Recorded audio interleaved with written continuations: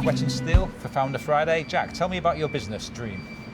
Yeah, hi, so I'm co-founder of Dream. We're an ecosystem of companies that exist to help anyone with a dream around the world go and make it happen.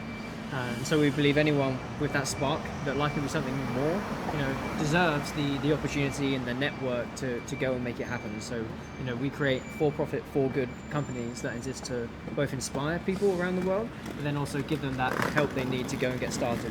Whether it's network and education through Helpbnk, or whether it's the getting inspired and educated through the media that we create, or whether it's drinking our coffee Dream Brew to help fund dreamers, but also submit your dream for the chance to get funded. We're trying to create that ecosystem where people can get inspired and get helped.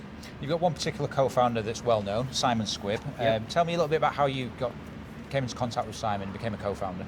Yeah, so it's actually through our other co-founder, Callum. He was helping Simon out on YouTube, and Callum was like, I need to get Jack involved on this. And Simon goes, why do we need another person? But thanks to Callum was like, no, Jack needs to help. And so, maybe 5 years ago, we both started helping Simon grow on social. We had the same mission that we have today, helping people follow their dream. The rest is history, really. One of the ways you were helping people follow their dream is by buying a staircase, which people may have seen about on social media. Can you tell me that story? Yeah, so Simon spotted that a staircase was for sale in London, going nowhere. In Twickenham, was it? Yeah, in Twickenham, yeah. And he realised that this would be an interesting talking point for people, and also that he could buy it and show it as symbolism of the steps to success, and maybe turn it into a hub for entrepreneurs or anything like that. And so the next day we went down to the auction and we bid for it, 25,000, and we won. And then Simon wanted people to be able to pitch and share their dreams of us via the staircase. And then Dudley, our head of production, had the idea to put a doorbell on it. And so that's what we did. We put a Ring Doorbell on it, and people since then have come down and pitched their ideas, and then we share them online. And we've had people find investors, co-founders, and audience, all of that just through their pitch. So you describe yourself as an engine, if you like. So yeah. You can offer every kind of service, really. You've got a #1 best-selling book as well. Can you tell me a little bit how, about the book and about the overall picture? Yeah.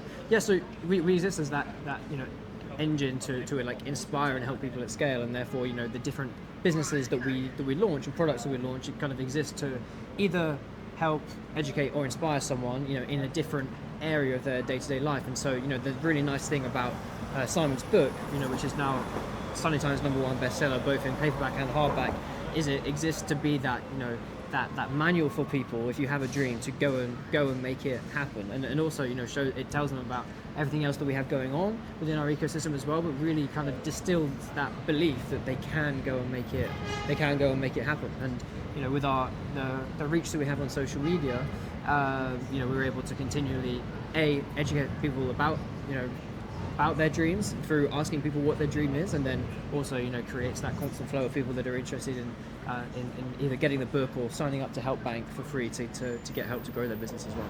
You've also got a children's book coming out, and yep. I know when you were younger, you felt like the education system was a little bit broken. Yep. So is that the thinking there, to help kids understand entrepreneurship as a potential path for them? Yeah, exactly. Everyone has a dream, especially young kids, but unfortunately, it gets beaten out of them, whether it's their limiting beliefs, or sometimes their parents, or the education system.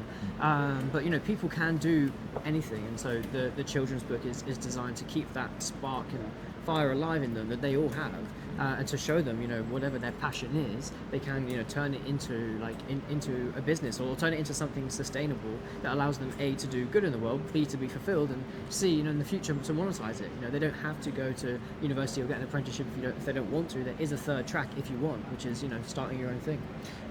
Really interesting way that you started out building an audience. You were working in Sainsbury's in the supermarket, and you had a sort of crime scene, would you call it? Tell me about that. Yeah, so one of my colleagues pushed me, and I tripped and fell into a sack of wines, and they all fell over. They were all red. It looked like there was a bloodbath everywhere, and so I thought it would be funny to film us clearing it up, but also film the footage of the CCTV footage of me getting pushed into it, and put a training sound behind it of just did a bad thing. And then, it was just a bit of fun, really. It was my first piece of content I'd ever released, but it ended up reaching over 1 million people, which kind of showed me A, that it was fun, but B, that anyone can create content that can reach millions of people online anymore. The playing field is now level in that sense. You don't need money, you don't need an audience, you don't need anything. You just need an idea and the agency to go and make it happen, and you can create a following. Mr. Sainsbury probably would have been very happy about that, but you didn't care, did you? No, exactly. Yeah, it was more fun than working there.